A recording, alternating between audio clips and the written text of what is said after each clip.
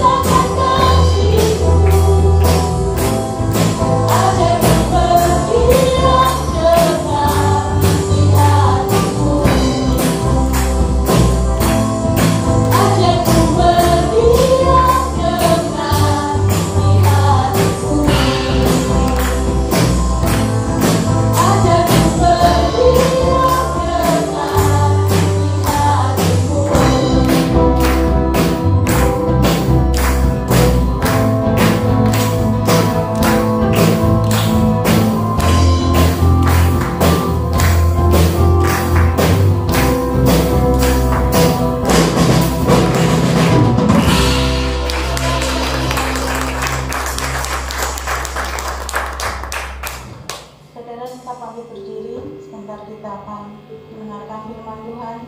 Mari kita siapkan hati kita. Mari kita akan pujian. Pak sedetik pun.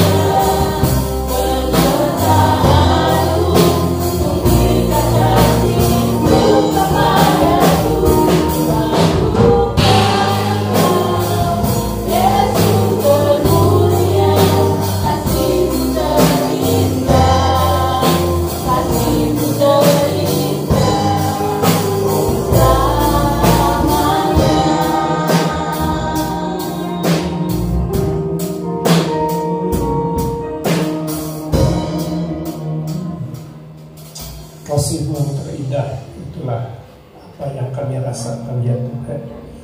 Dari segala macam keadaan, kami tetap merasakan kasih-Mu, karena kasih-Mu adalah kasih yang kekal, tidak mengenal waktu dan tidak mengenal keadaan. Baik panas terik matahari maupun dinginnya salju, tetap kasih-Mu menghangatkan kami ya Tuhan. Terima kasih untuk kasih-Mu itu ya Tuhan. Kami mohon untuk pagi hari ini Engkau juga berbicara melalui hamba-Mu ini kepada anak-Mu, jemaat-Mu di tempat ini, agar benar-benar mereka mengerti dan bisa mempraktikkan apa yang kami lakukan. Terima kasih di dalam nama Yesus Kristus.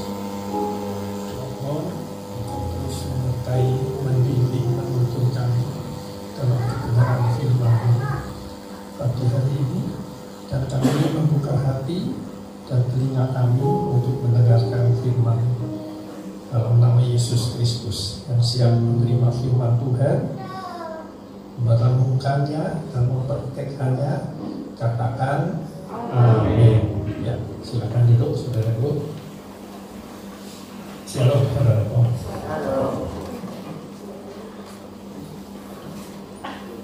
Jadi semakin saya merenung firman Tuhan, semakin mendalami, semakin membaca dengan hati yang sungguh-sungguh, ternyata semakin dalam, ternyata semakin banyak saudara yang sepertinya sudah mengerti, tetapi kenyataannya belum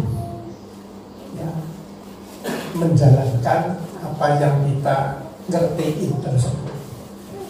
Dan ini fatal sekali saudara. Nah, pagi hari ini coba kita buka di Matius saudara. Matius 7 ayat 21. Ya, kita baca bersama-sama. 2, 3.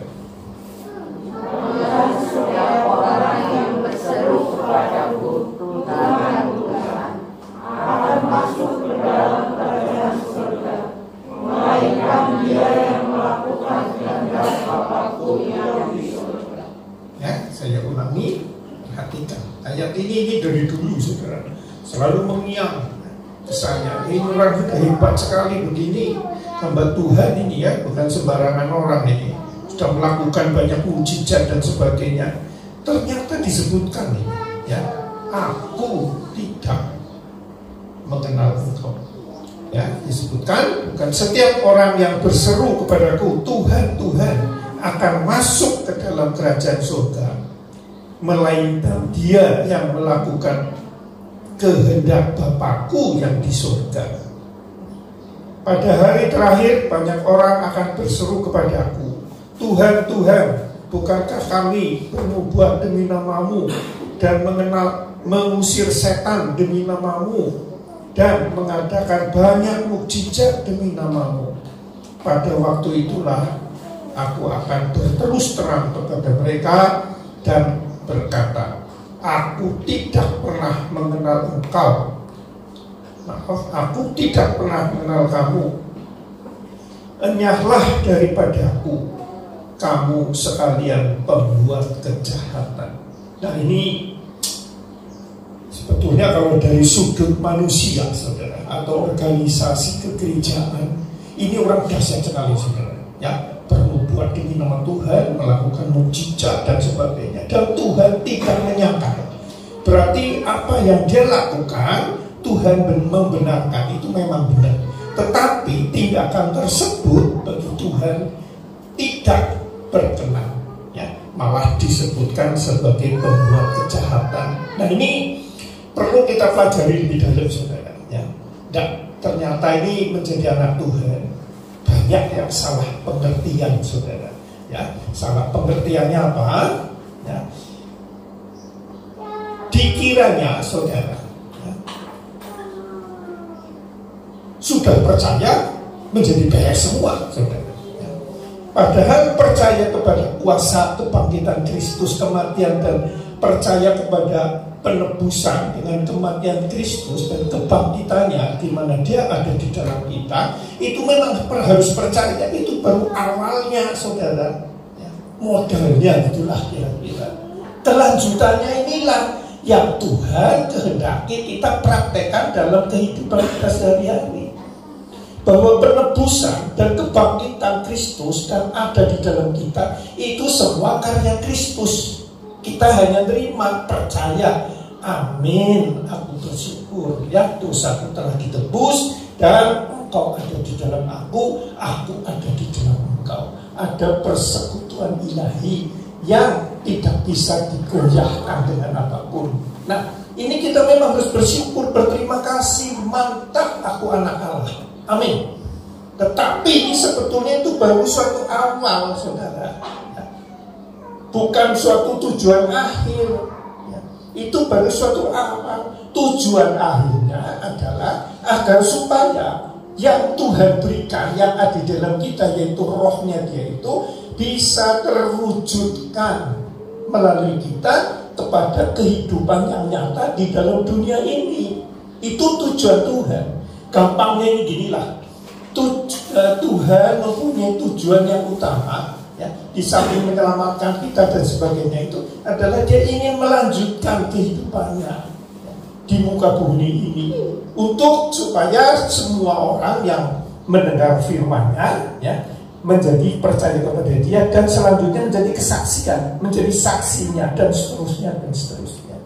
Nah, banyak kita yang terjebak hanya sampai ditebus, terus Kristus ada di dalam aku ya. Dan selanjutnya yang dikerjakan atau yang difokuskan, yang fokus kepada orang tersebut adalah pelayanan, mukjizat, khotbah. Nah, ini ada beberapa, saudara, yang menyesatkan, saudara, ya, menjadi arah Tuhan yang dikehendaki menjadi salah, saudara. Yang pertama, saudara, seperti orang ini, saudara, ya, ini mengutamakan pelayanan melebihi hubungan dengan Tuhan. Ini sudah melakukan pelayanan kan, mukjizat, nubuat, khotbah dan sebagainya, menyembuhkan orang sakit. Ini adalah salah satu contoh orang yang belum belum dekat, belum mengerti ya, apa sebetulnya yang Tuhan kehendaki dengan adanya mati dan bangkit serta ada di dalam aku. Dia langsung ya, pelayanan. Nah, ini kasihan sekali ya. Bagi Tuhan malah melakukan kejahatan. Kenapa?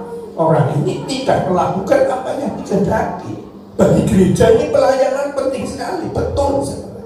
Tapi bagi Tuhan menghendaki kita dilayani Dia dulu sampai mengerti kehendaknya dan mempraktekannya melalui pelayanan. Amin, saudara. Jadi saya bukan anti pelayanan loh, sekali lagi. Tapi yang penting dekat Tuhan, terima Dia, mulai berkomunikasi, mengerti kehendaknya, sambil hatinya ini fokus kepada Kristus selalu, yang sambil melakukan pelayanan baik musik maupun khotbah dan yang lain-lainnya dan sebagainya. Ya. Ini kesalahan yang pertama, saudara. Ya, kebanyakan kita kalau menggebu-gebu layar baru langsung, ya kebanyakan juga oleh hamba Tuhan ditunjuk, ayo mulai pelayanan supaya nggak jemu. Ya. Kalau nanti kamu nggak pelayanan, Kristennya lama-lama jemu. Nah, itu salah besar. Ya, pernah saya tanya adik saya, kenapa jarang ke gereja. Hamba Tuhan saya ngomong nggak ngerti. Ya, hamba Tuhan ngomong, ayo pelayanan, ya datang ke gereja pelayanan supaya nggak jemu. Dulu saya percaya, saudara. Belakangan saya ngerti, oh salah. Yang benar dekat Tuhan dulu. Ya. Nanti setelah dekat ada gairah. Salah satu adalah pelayanan. Ini pelayanan ya belum tentu mesti di mimbar, ya belum tentu musik, untuk khotbah, tetapi yang lain pun banyak layanan di lapangan sana. Nah, tapi intinya ini kedekatan dengan Tuhan dulu, tahu kehendaknya. Jadi waktu melayani ini adalah hasil hubungan saya, terima kasih saya, syukur saya kepada karya Kristus di kayu salib, dan sekarang ada Kristus dan Roh Kudus di dalam aku melangkah. Itu penting, kalau enggak nanti saudara pusing saudara. Adanya ribut, hanya kecewa. Dan misalkan tidak ribut, tidak kecewa, rasa bangga. Wah, saya dipakai Tuhan, ya. Wah, saya ini, saya itu. Ada masalah sedikit, hanya kalau, ya. Nah, itulah. Ini disebutkan tidak masuk ke dalam kerajaan surga. Kerajaan surga adalah apa? Adalah kebenaran, damai sejahtera, dan sukacita oleh Roh Kudus. Jadi pelayanan yang tidak berdasarkan atas hubungan yang benar dengan Tuhan dulu adalah nanti tidak akan ada damai. Damai yang dari Tuhan maksudnya ya, damai sejahtera, sukacita, nggak ada saudara. Malah di Yesaya 460 459 sekitar itu, panas dan terik matahari, kemarau, kekeringan tidak mempengaruhi orang itu apabila orang itu benar-benar dekat dengan Tuhan.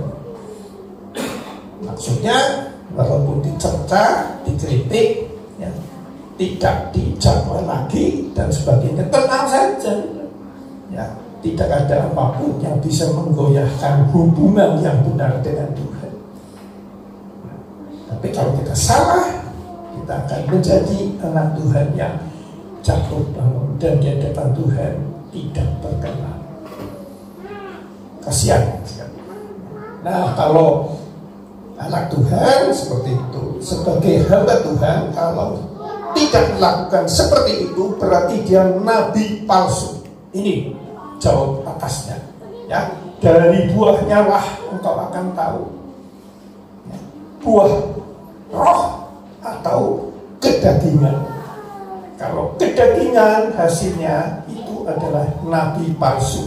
Yang namanya palsu itu mirip dengan aslinya, betul? Ya, kalau anjing dengan burung ya gak mungkin palsu, ya. Tapi antara serigala misalkan dengan anjing ya mirip-mirip begitu. Nah, ini disebutkan di atasnya, waspada terhadap nabi palsu. Nabi palsu adalah nabi yang melakukan segala sesuatu tidak sesuai kehendak Tuhan. Kenapa begitu?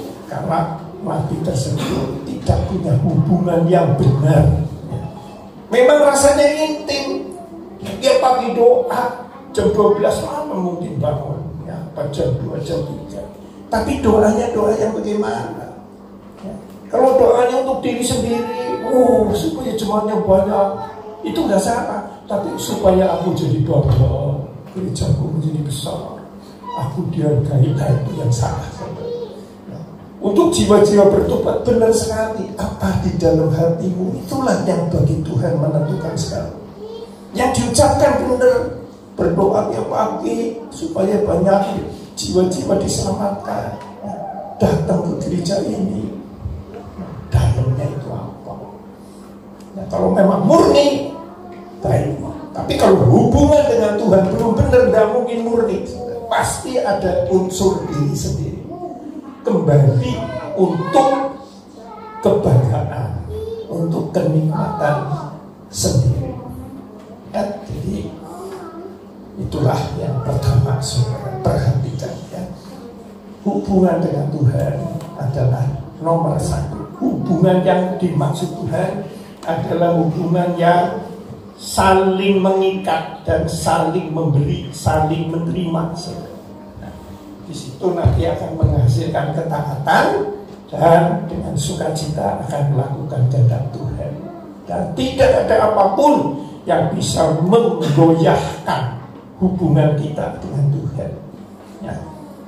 Karena banyak sejarah dan cerita, ya, termasuk hamba Tuhan tidak dijadwal atau jadwalnya digeser atau ini atau itu, wah mutung tidak terima, saudara.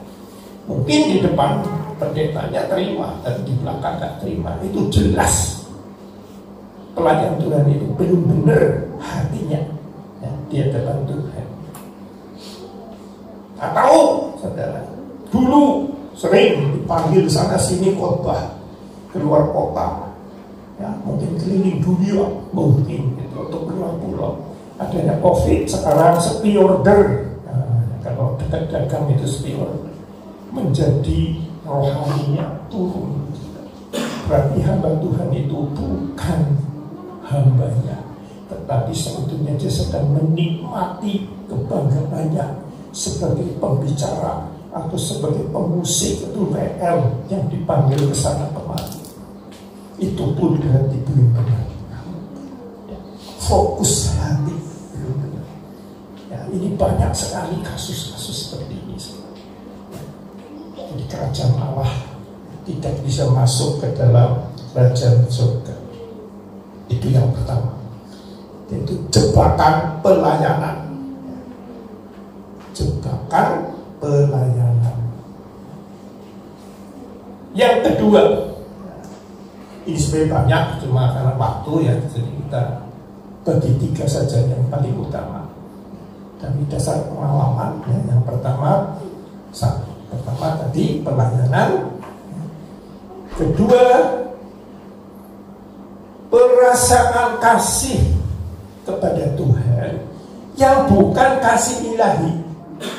Nah, perasaan kasih, aku sayang sama Tuhan, aku mengasihi Tuhan, ya, Tuhan disiksa di kayu salib sampai saya nangis, ya, kasihan benar dia, ya, dan sebagainya dan sebagainya.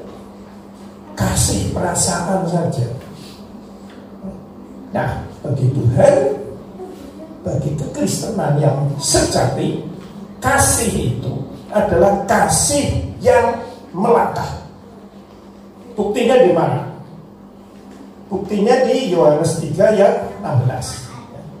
Demikian besar kasih Allah akan dunia ini, sehingga ia mengaruniakan anaknya yang tunggal, yang akhirnya mati di kayu salib. Siapa percaya tidak binasa, melainkan peroleh hidup yang kekal.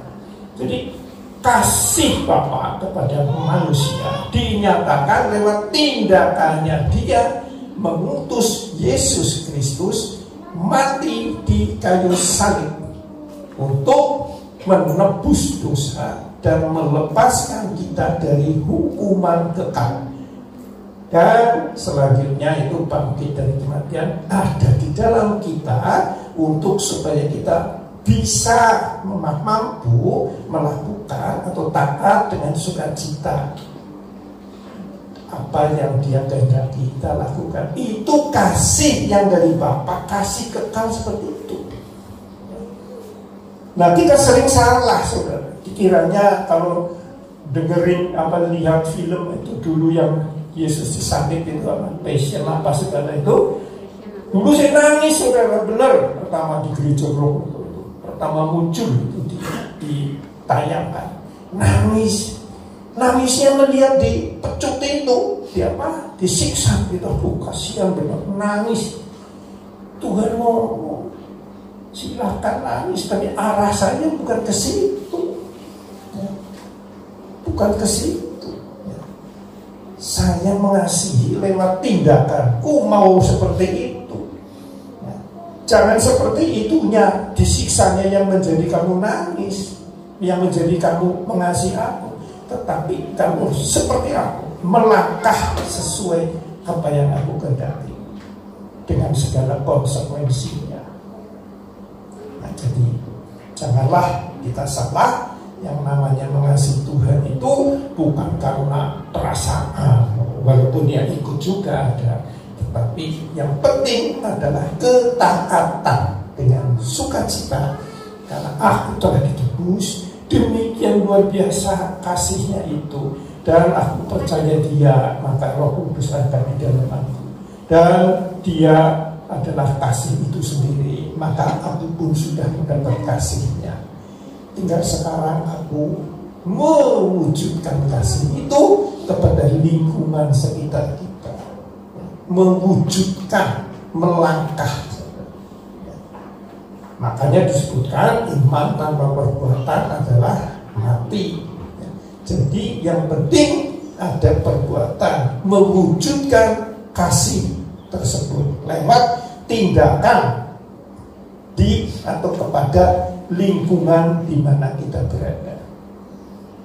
Malah ada orang yang nangis-nangis,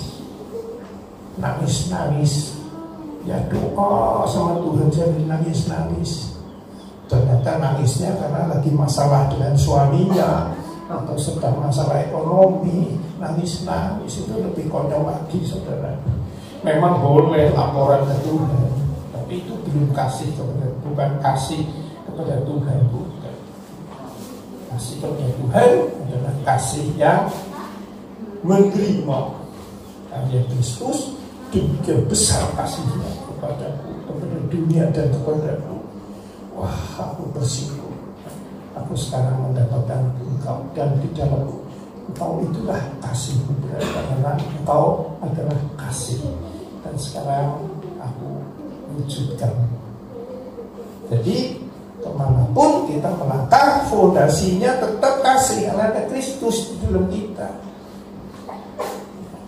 Jadi disakiti ya tenang, dipuji ya tenang. Yang penting aku sudah mewujudkan kasih yang sudah ada di dalam aku, ya. Bukan hanya menangis-nangis ikuti yang sedang sedih, tapi melangkahlah. Nah ini ya banyak sekali yang tidak pas ya di sini. Dikiranya ada lagi dulu, ya saya mengalami waktu zamannya pertama lahir baru, aku suka sekali memuji itu, aku mengasihi Engkau Tuhan dengan segenap hatiku, dan seterusnya. Tuhan bertanya, apa benar? Ya, seperti itu. Wah, saya sampai waktu itu kaget. Oh, ternyata salah kasihnya ya. Kasihnya harus melangkah. Nah, itu yang kedua, ya, salah menangkap dan mempraktekkan. Otomatis salah menangkap jadi salah mempraktekkan, yaitu tentang kasih agape itu. Kalau kita ini paling pileo, saudara, kasihnya. Kasih pileo itu kasih persaudaraan, ya. Sampai di situ. Ya. Kalau yang di Alkitab ini yang Tuhan kehendaki kasih agape. Agape ini kasih yang meskipun walaupun tidak ada unsur apapun untuk kepentinganku, semua untuk kepentinganmu. Dan ini hanya ada di dalam Allah Kristus Yesus Tuhan. Dan itu sudah ada di dalam kita karena Roh Kudus sudah ada di dalam kita. Coba buka Roma 5 ayat 5.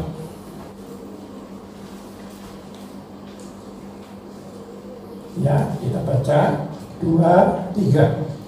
Dan harapan tidak mengecewakan, karena kasih Allah telah dicurahkan di dalam hati kita oleh Roh Kudus yang telah dikaruniakan kepada kita.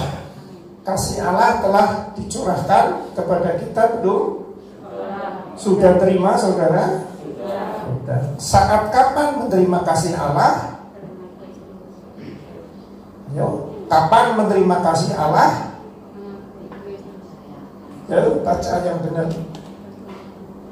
Baca lagi. Baca. 2, 3. Dan pengharapan tidak mengecewakan, karena kasih Allah telah dicurahkan di dalam hati kita oleh Roh Kudus yang telah dikaruniakan kepada kita. Kapan kita menerima kasih Allah? Yaitu saat kita menerima atau percaya, ya, karya Kristus di kayu salib, kita kan terima Roh Kudus yang bawah itu. Kasih Allah telah dicurahkan di dalam hati kita oleh Roh Kudus yang apa? Telah ya, saudara sudah terima Roh Kudus? Amin. Yaitu saat saudara percaya dengan iman. Amin. Penebusan Kristus dan kebangkitan. Sekarang aku terima ada di dalam aku. Berarti saat itulah kasih Allah agape itu sudah ada di dalam hati kita. Betul? Nah, ini harus ngerti. Saya dulu bertahun-tahun saudara nyari kasih Allah. Ya karena ikut-ikutan orang teman lain. Kalau doa pagi, doa malam, kalau dulu, karena dulu saya berdoa, minta kasih Allah dicurahkan, kasih Allah dicurahkan, minta mohon supaya aku bisa mengasihi orang yang menyakiti hatiku. Tuhan, doanya begitu. Saya juga itu. Tuhan ngomong, itu baca Roma 5:5, aku sudah memberikan kasihku. Pada saat engkau percaya, Roh Kudus masuk di dalam engkau, dan kasihku ada di dalam engkau. Sekarang praktekkan yang penting. Dan ini praktek ini nggak mungkin bisa baca terus dipraktekkan. Harus melalui keintiman dengan Tuhan. Dekat Dia, renungkan Dia, hayati Dia. Terus berkomunikasi sambil masak, sambil nyuci piring, sambil nyetir, sambil buka toko, sambil nulis nota, sambil dan lain-lain, silahkan. Tapi hatinya tetap baru bisa terwujudkan apa yang ada di dalam kita. Wujud yang paling kuat adalah kasihnya itu. Yang memang ada yang lain, tapi wujud yang terkuat kasih. Jadi kalau orang nggak dekat Tuhan, nggak klik dengan Tuhan, nggak mungkin bisa ini. Bukan berarti sekarang kasih terus bagi-bagi uang ke pasar gitu. Bukan ya. Bukan itu. Orang dunia lebih banyak yang bisa begitu, saudara. Yang saya baca, saudara, penyumbang terbesar adanya COVID ini itu bukan orang Kristen, saudara. Agama lain, saudara. Jujur saja. Berapa ratus miliar atau triliun, banyak sekali. Tapi di hadapan Tuhan itu mereka melakukan itu hanya kemanusiaan saja, bukan karena dasar kasih yang dari Bapa. Ini ingat ya saudara. Ya, jadi kasih Tuhan sudah ada di dalam kita. Nah, otomatis karena Tuhan mengampuni, kita pun mengampuni. Tuhan tidak sakit hati, ya, kita pun tidak sakit hati. Tuhan tidak mau diangkat menjadi raja dunia, ya, di Yohanes 6 ayat 59 kira-kira di situ. Kita pun jangan mau, ya, meninggikan diri sebagai raja dunia, bangga dengan kekayaannya, dengan kekuasaannya, dengan jabatannya. Karena Tuhan tidak mau, otomatis kita pun tidak mau. Tuhan mau, ya, merendahkan hatinya, ya, mati di kayu salib. Kita pun harus mau, ya, menjadi bukan harus, menjadi mau, karena ada Roh Tuhan ada di dalam kita. Ya, itu adalah yang kedua, salah mengerti dan menerapkan kasih. Nah, salah. Ini sungsang terus ini. Karena di luar kasih agape, kasih kita pasti ujungnya ada maunya. Makanya Tuhan ngomong, kalau kamu mengasihi istrimu, suamimu, anakmu melebihi aku, kamu tidak layak menjadi muridku. Wah, itu bertahun-tahun juga saya baru tahu. Dulu saya nggak mudeng, kok begitu ya. Kamu gak membenci suamimu, istrimu, orang tuamu, kamu gak layak jadi muridku. Kebalikannya begitu. Ternyata benar. Karena kasih kepada istri, kalau kasih manusia ini pasti ada ujungnya. ada maunya, walaupun pertamanya ya. Misalkan saya mengasihi istri saya, ngalah terus, ngalah. Lama-lama titik tertentu nggak kuat, saudara. Ya. Mesti balik, saudara. Aku sudah mengasihi engkau, kenapa kamu nggak ngertian? Dan seterusnya, hanya ribut juga. Tetapi kalau kita mengasihi Allah lebih dahulu, kita sungguh-sungguh dekat Tuhan, kita melalui hubungan kita dengan Tuhan, kita hubungan dengan saudara kita, dengan istri kita, maka kasih kita terpancarkan, kasih Kristus. Suatu saat istri kita, misalkan istri, itu akan terjamah juga, karena roh menghadirkan roh, daging menghasilkan daging. Kalau saya terus dekat Tuhan, di tingkah lakunya, omongannya, ya, membahas masalahnya selalu Tuhan di sini, ini akan terimpartasikan kepada lingkungan kita, dan yang paling dekat itulah yang pertama-tama akan terpengaruh. Nah, kalau nanti dua-duanya sudah klik, maka disitulah ya, benar-benar aku mengasihi Tuhan. Dengan kasih Tuhan yang aku dapatkan, aku mengasihi istriku. Istriku juga karena sudah terima Tuhan, dia mengasihi Tuhan, dan melalui kasih, dengan kasihnya itu dia mengasihi aku. Ini nggak ada konflik lagi, sudah. Memang bukan berarti 100% cocok terus, ya nggak mungkin. Karena kita jenis kelaminnya beda, saudara. Lingkungannya aslinya beda. Tetapi kasih lebih besar daripada segalanya. Nah, maka Taman Eden adalah benar-benar ada di dunia, saudara. Dalam arti hari ini, saudara, betul kan? Mengalami, saudara. Wah, dahsyat sekali, luar biasa. Ya. Makin lama, ya, selama kita dekat Tuhan, keluarga ini semakin harmonis, saudara. Semakin luar biasa harmonis. Ya. Semakin cintanya semakin lekat, saudara. Mungkin kalau orang dunia lain, makin tua makin kacau, karena istrinya makin peot, makin gendut dan sebagainya, bosan cari yang lain, misalkan begitu. Tapi kalau kita mengasihi istri melalui Tuhan dulu, kasih kepada Tuhan, hubungan dengan dulu, dan mengimplementasikannya kepada lingkungan kita, terus dengan keluarga kita, maka kita akan abadi kasih. Ini luar biasa, saudara. Ya. Ini hubungannya Tuhan juga. Seperti tadi pelayanan, hubungannya Tuhan dulu, hasilnya pelayanan gereja dulu. Ini pun sama, ya, hubungan benar dulu, kasih dengan Tuhan, terimpartasikan.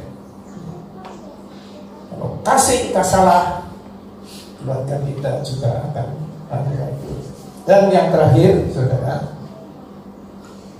ini juga banyak yang salah, saudara.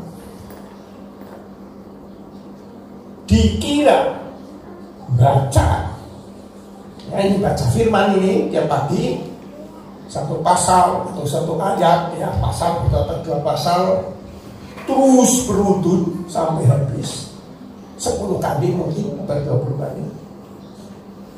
Dikiranya sudah rohani. Nah, itu jebakan Alkitab ini namanya. Wah, sudah rohani, sudah hafal firman. Kamu tahu apa? Saya sudah baca 13 kali sampai rampung.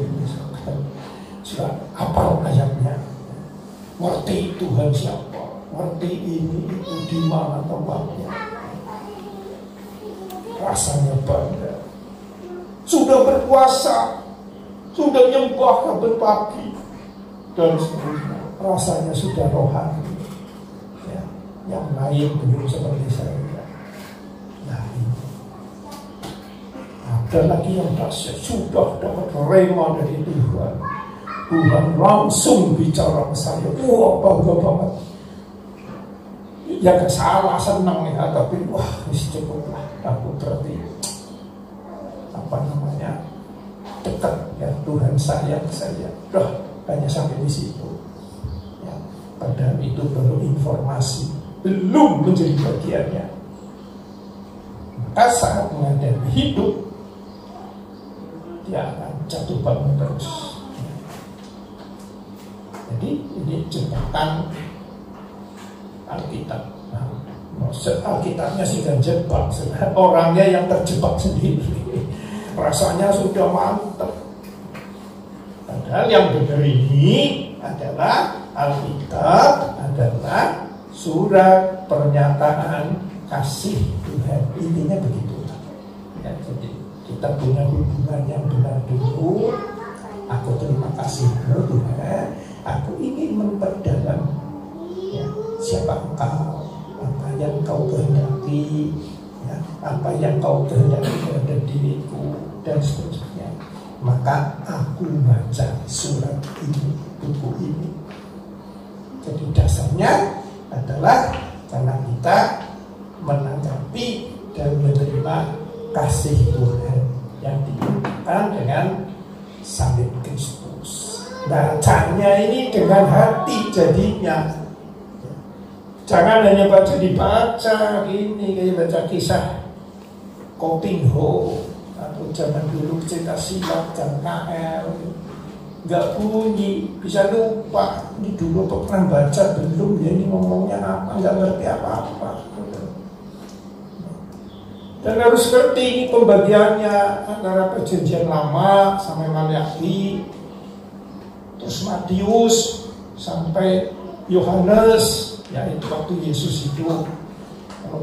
Kalau dari dulu sampai Maliaki itu Yesus belum lahir. Matius sampai Yohanes, Yesus lahir di dunia, masih sebagai tubuh daging, terikat oleh hukum Taurat. Setelah mati, bangkit hari ketiga, disitulah kisah Rasul atau belakangnya itu di Lukas. Nah itu mulai itu di situ zamannya kita ini sekarang setelah Yesus bangkit, zaman kasih karunia, saudara. Jadi harus seperti apa? Firman itu ditulis di perjanjian lama atau Yesus waktu lahir ngajar, ya, atau ditulis setelah kisah Rasul, ya ada surat Roma, ada Efesus dan seterusnya. Ya. Nanti jadi ngerti garis-garisnya karena punya hubungan yang dekat. Tahu ya maksudnya? Karena hubungan dekat jadi ngerti. Seperti isi saya, dulu ya saya nggak ngerti, lama-lama ngerti. Oh nggak suka asin, saya suka asin. Jadi kalau masak, ya asinnya dikurangi supaya sama-sama senang. Nah kalau saya mesti kurang asin, saya pakai garam sendiri, kan kepenak jadi. Karena ada hubungan semakin dekat, betul enggak? Nah, kalau cuci piring dia harus sampai krep-krep, begitu testingnya. Kalau saya kalah. Mau dipakai lagi nggak apa-apa lah, sedikit kotor gitu, ngirit sabun gitu. Nah itu ya bisa jadi ribut itu. Dulu ribut, sekarang enggak. Kira-kira tuh bersih ya cuci lagi situ lah. Kalau dulu gue terima, waduh ngotot saudara. Sekarang enggak, ngomongnya enteng, jadi dia enggak marah. Kalau dulu agak semu melerok ngomongnya, jadi marah. Ya cuci sendiri situ. Tapi sekarang udah dengan lembut ngomongnya, ya kalau orang bersih ya cuci sendiri silakan. Jadi ya nyuci sendiri, tes trot ya silakan. Urusan begitu aja, kalau nggak benar bisa ruwet saudara. Ya tadi baca firman, nyembah Tuhan, apalagi itu dapat rema saudara, dapat mimpi, dapat rema. Kalau nggak dipraktekkan, dan praktek ini hubungannya terus dengan Tuhan. Saya ingat sekali saudara, saya dapat mimpi ya dulu waktu itu. Yang jangan fokuskan kepada yang sudah mengenal, dan fokuskanlah kepada yang belum mengenal. Sampai hari ini ingat terus. Tahu saya teringat, saya salah dulu. Hati saya terikatnya kepada anak-anak yang sudah mulai mengenal. Semakin senang, semakin sering ngomong. Padahal Tuhan ke dunia mencari yang belum mengenal. Memang yang sudah mengenal ya perlu dibina, tapi fokuskanlah kepada yang belum mengenal dia. Jadi saya pun mengalami salah berulang-ulang saudara. Nah itu ya. Jadi jangan dianggap termasuk sudah kesini nih, wah sudah bangga ya, sudah ke gereja. Belum, ini baru permulaan. Tapi nanti pulang dihayati firman-Nya, mulai diajak bicara, diajak ngomong, dan dengan adanya kedekatan itu nanti prakteknya muncul, ya, bukan baca dipraktekkan, bukan. Ini selalu hubungan lah, ya, hubungan dua pribadi, saudara. Ya, yang saya sering katakan itu, ya, dengan adanya kasih yang melandasi hubungan, maka ketaatan menjadi hal yang tidak berat. Betul? Nah, ini contohnya istri saya, ya, tiap 2 jam di Jakarta kemarin bangun otomatis. Barangkali cucunya lapar, sampai kurus. Tapi senang katanya, sukacita. Dasarnya apa? Karena dia mengasihi cucunya, betul kan? Kalau dia jadi suster, misalnya bayaran gitu ya, mungkin ya mengeluh, saudara. Tapi dia nggak mengeluh karena kasih, senang kasih. Nah, kasih itu mengalahkan segalanya. Tidak ada hukum yang menghalangi itu. Kasih itu melampaui segala. Istilahnya gravitasi bumi pun tidak bisa menarik dia. Dia tetap dia bersama. Karena kasih dan agape. Kalau kasih kita terpengaruh oleh lingkungan, oleh bumi ini. Ya, jadi itu 3 itu penting sekali. Saya ulangi, yang pertama jangan terjebak oleh pelayanan. Kedua, ya, jangan terjebak oleh kasih yang bukan kasih Tuhan. Itu harus agape, bukan kasih yang lain, karena kasih ada 5, saudara. Ya, agape, storge, phileo, eros. Eros itu paling rendah. Dan yang ketiga, jangan sampai firman ini menjadi penghambat kita. Ini bukan tujuan utama. Utamanya hubungan dengan Tuhan. Dan lewat ini saya surat cintalah gambarnya. Ya, dibaca. Nanti ngerti. Kalau enggak ini bundet, saudara. Yang bacanya campur aduk perjanjian lama gabung dengan Yesus waktu hidup, digabungkan lagi waktu bangkit Yesus, tidak ketemu.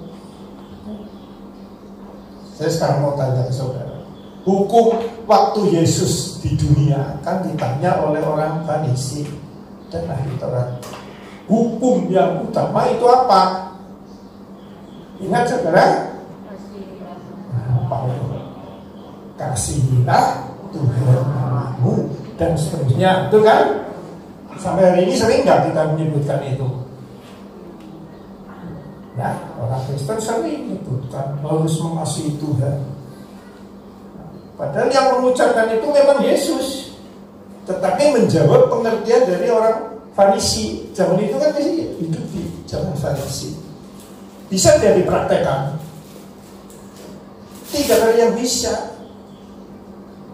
Buktinya, waktu Yesus mati di kayu salib, ada murid yang membela dia.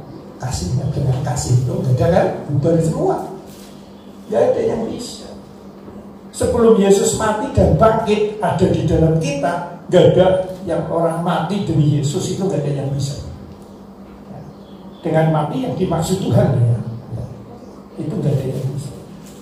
Bisa setelah Roh Kudus ada di dalam kita. Muncul mulai di kisah para rasul.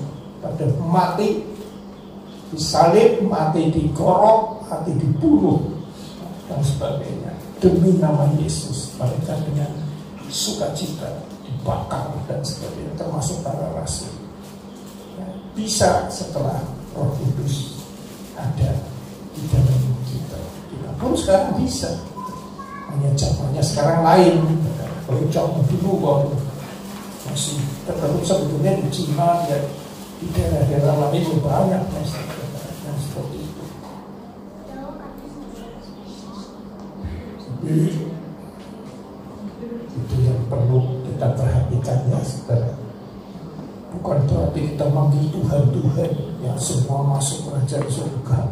Tidak. Ini jelas tidak. Tapi orang yang melakukan kehendak Tuhan, tapak itulah. Nah, untuk bisa melakukan kehendaknya harus tahu kehendaknya. Betul enggak? Kalau nggak tahu bagaimana bisa melakukan? Dan lain-lain ini setiap pribadi. Dan bisa berubah kehendak Tuhan. Maksudnya sekarang bisa suruh ke Purwokerto, besok suruh diam, lusa suruh masak misalkan gitu lah ya, bisa macam-macam. Ini harus melalui hubungan yang benar dengan Tuhan, yaitu dengan percaya, beriman, ya, menerima kasihnya, ikuti, nikmati, hargai karyanya dan kasihnya itu terus begitu. Sambil kita menjalani kehidupan ini, maka secara naluriah nanti itu mengerti, oh ini harus begini. Karena bukan aku lagi yang hidup, tapi Kristus yang hidup di dalam aku. Dan kalau salah, cepat mengertinya. Oh saya salah ini, Tuhan. Lepas dari persekutuan dengan Engkau, saya mau kembali. Istilahnya bertobat. Jadi orang dunia hanya sekali bertobat percaya Kristus. Tadinya kalau sudah percaya Kristus dan jadi orang Kristen, bertobatnya itu sering sekali. Ya, bertobat. Dan ingat, yang ku kasihi, ku tegur dan ku hajar. Jadi semakin dikasih Tuhan, siap-siaplah untuk ditegur. Kalau tetap dablek, keras kepala, tegar tekuk, nanti dihajar. Relakanlah hatimu dan bertobat. Amin. Ya, jadi ini tiga ini penting sekali. Yang sudah ngerti, katakan amin. Yang belum nyambung, belum mengerti, doa ya sama Tuhan. Tuhan, aku nggak ngerti, nggak nyambung, malah ngantuk. Nah, silakan ngomong saja gitu. Oh Tuhan Maha Kasih. Saya rindu sebetulnya, tapi aku nggak ngerti ya Tuhan, bingung. Nah, pasti Tuhan jawab. Pasti Tuhan jawab. Ya, itulah yang bisa sampaikan pada hari ini, dan saya harap saudara semua bisa menangkap ini, menerima dalam hati. Ya, nanti prakteknya muncul sendiri, percaya saja. Ya, karena sudah ada di dalam kitab Tuhan. Amin. Untuk firman Tuhan. Ya, mari kita tutup, nanti kita berdoa. Segala puji hormat hanya bagi Engkau ya Tuhan, Allah yang kami sembah dalam Yesus Kristus.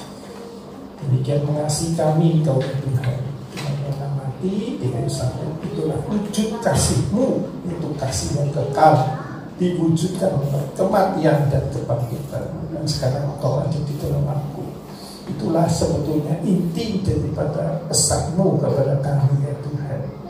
Kami bersyukur untuk itu semua, dan kami mohon Kau terus menuntun, membuka hati kami, membukakan isi hati-Mu juga kepada kami, sehingga kami semakin hari semakin benar-benar intim seperti yang Kau kehendaki.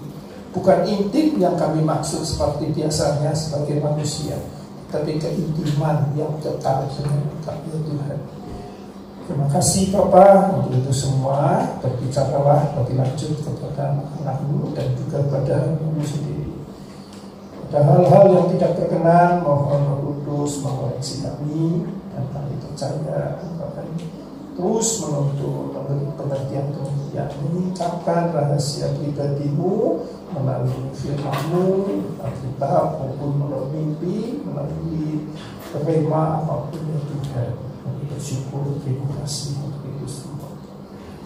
Dan dalam nama Yesus Kristus kami juga mengucap syukur untuk pada pagi hari ini, dan sebentar kami akan menutup persekutuan ini dan kami akan pulang ke rumah masing-masing. Saudara yang terkasih, mari kita berdiri, buka hati kita, siapkan iman berkat Tuhan. Saudaraku yang terkasih dalam Yesus Kristus Tuhan, pulanglah dengan menerima, menikmati kasih Allah Bapa yang melimpah dalam hidup kita masing-masing, kasih karunia dari Tuhan Yesus Kristus dan persekutuan kekal dengan Roh Kudus.